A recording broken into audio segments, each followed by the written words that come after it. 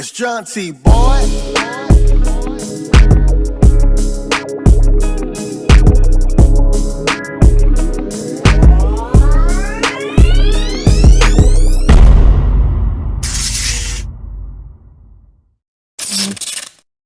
Yo, what's going on YouTube? It's your boy Jaunti. Welcome back to the channel. I am back with a new video. We're going to be talking about a brand new limiter that Waves has just dropped. It is called the L4 Ultramaximizer. So this is a new version of the L2 plugin. Some people prefer the L2, which is okay because this is not a replacement of the L2. Of course, you can use the L2 for your own preferences, but as for the L4, it comes with 4 redesigned limiting algorithms, which are modern, aggressive, safe, and smooth. It has fully adaptive clipping and release controls that can shape the color of your transients, so it's based on the vibe of your track. It also comes with fully adaptive clipping and release controls to shape the color of the transients. You can use this in parallel compression to deliver extra loudness and density. It has ultra low latency. And it also comes with true peak, upsampling, stereo link, dithering, delta control, and gain matching. Now the L2 is one of my favorite limiters to use on my mix bus. So you're gonna see exactly what the L4 has to offer, because maybe I might have to replace this one with my L2. All right guys, we're in Pro Tools right now, and we're gonna be using this record right here called Burn by my girl, New, shout outs to her. I usually use the L2 and put in my mix bus. If you guys can see, it's all the way right here, my mix bus. And this pretty much contains my stereo width and my L2, but I'm going to be using an L4 right here just to see what it sounds like. Basically, using a limiter doesn't necessarily mean that it has to be used just for mastering, because I don't master in the same session file. Like I said before in my other videos, and some people need to understand that limiters are not necessarily just used for mastering. You can put it on your mix bus, you can use it for parallel compression, you can use it while you're recording, just to keep the transients in there. And that's basically what I'm doing, because there are some 2 stereo instrumentals that loses dynamics based on how you're mixing the vocals onto the beat, and it might lose a little bit of its transients. So what I do is I slap an L2 on there and try to bring those transients back just a little bit, just so I can have full transparency of the mix. And with that being said, boom, here's the L4 Ultra Maximizer. It looks pretty nice. I like the UI. As for the features, we have your threshold, your ceiling, attenuation, upward. Now for upward, people don't understand exactly what that means. Upward compression is basically the same as parallel compression or serial compression. Based on your engineer, they might use a different technique, but it's basically the same, all 3. And when we have your different modes, we have modern, smooth, aggressive, safe, and L2. So if you just want it to sound exactly like the L2, just click on that, and you might get the same sound if you were to slap a L2 on there. So I'm gonna put it back to modern. And we have your lobes metering, LUFS, or whatever you guys want to call it. We have your release, clip, and stereo link. And we have your presets over here. I barely use any of the presets from the other limiters, because I just tweak the settings based on what I'm hearing or what I want to hear. You have your A and B reference, setup A, setup B. Or for this one right here, you can save your own settings. And OS right here, this is your oversampling. You have your true peak and your dither. So far, like I said earlier, this is what I would use it on my mix bus. And I also have a video on upward compression / parallel compression / serial compression. Is right here at the bottom if you guys want to check that out, so you get a complete understanding of how to use that. What we're going to do is we're going to put this on my mix bus and see what it sounds like and see if it sounds any different, and then compare it to the L2. But it is all okay, cause all I see is red. Burn, baby. I'm gonna watch you squirm, baby. I like the match and it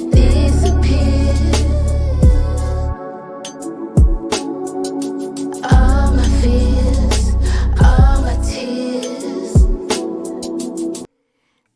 Okay, so the mix doesn't sound too bad to me at all. Of course, I'll go back and tweak some things that I might want to sound a little bit better.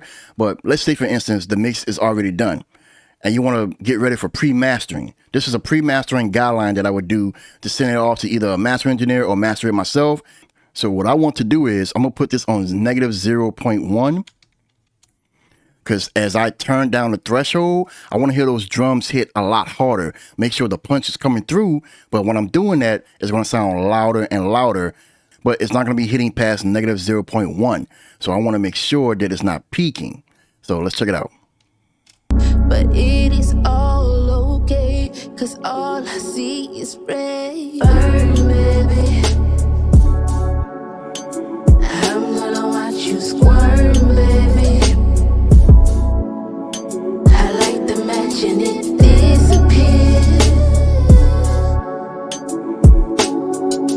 All my fears, all my tears. Burn, baby. I'm gonna watch you burn, baby. Okay, now you guys can see the attenuation meter. I usually hit between -1 and -4. So since it's hitting at -2.8, I think that sounds great to me right there. Now as for the settings up here, I would leave the oversampling alone because it didn't really come with L2, so it wasn't really an issue with me. So I will leave that off, true peak off, and as for Dither, I already have a Dither plugin on. So for me, I will leave quantized at 24 bits, turn off Dither to none, and for shaping to none. But it is all okay, cause all I see is red. Burn, baby. I'm gonna watch you squirm, baby. I like the match and it disappears. And I like using the delta feature because you're basically soloing the difference between the total processing of the plugin and the input. So you're basically hearing what needs to be fixed. So what I just heard earlier, I need to turn it up just a little bit. You hear that? Check it out.